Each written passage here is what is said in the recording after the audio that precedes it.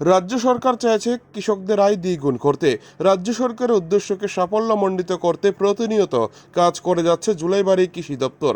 দপ্তরের আধিকারিকদের অক্লান্ত প্রচেষ্টায় ও কৃষকদের অক্লান্ত পরিশ্রমে দক্ষিণ জেলায় কৃষিকাজে কৃষকরা স্বয়ম্বর রয়েছে, যার মধ্যে অধিকাংশ কৃষিজ ফসল ও ধান উৎপাদন হয় জুলাইবাড়িতে।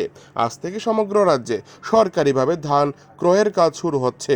ধানগুলি সঠিকভাবে বিক্রি করতে কৃষকদের যেন কোনো প্রকার অসুবিধার সম্মুখীন হতে না হয়, তারই লক্ষ্যে এই মরশুমে যেই সকল জায়গায় ধান উৎপাদন হয়েছে সেই সকল জায়গায় সরকারিভাবে ধান ক্রয়ের সেন্টার খোলা হয়েছে।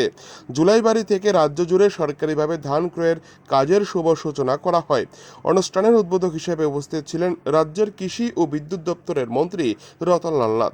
উদ্বোধকের পাশাপাশি উপস্থিত ছিলেন খাদ্য দপ্তরের মন্ত্রী সুশান্ত চৌধুরী, জুলাইবাড়ি বিধানসভা কেন্দ্রের বিধায়ক তথা মন্ত্রী শুক্লাচরণ নোয়াতিয়া, বিধায়ক প্রমোদ রিয়াং, খাদ্য দপ্তর সেক্রেটারি রেবেল হেমন্ত কুমার সহ প্রমুখ। এদিন কৃষিমন্ত্রী জানান, বিগত বাম আমলে কৃষকদের কোনো প্রকার উন্নয়ন করা হয়নি।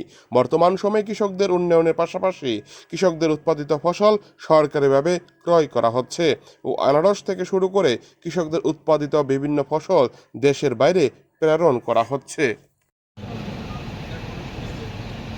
গ্রাম শক্তিশালী হলে সমাজ শক্তিশালী হবে, কৃষক স্বয়ম্বর হলে রাজ্য স্বয়ম্বর হবে।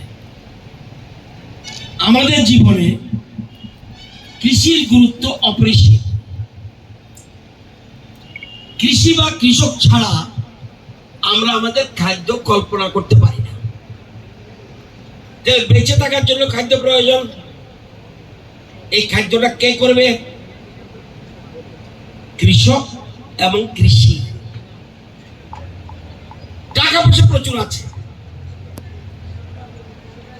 কৃষি কাজ করব না, ধান উৎপাদন করব না, ফসল উৎপাদন করব না, খাবেন কি?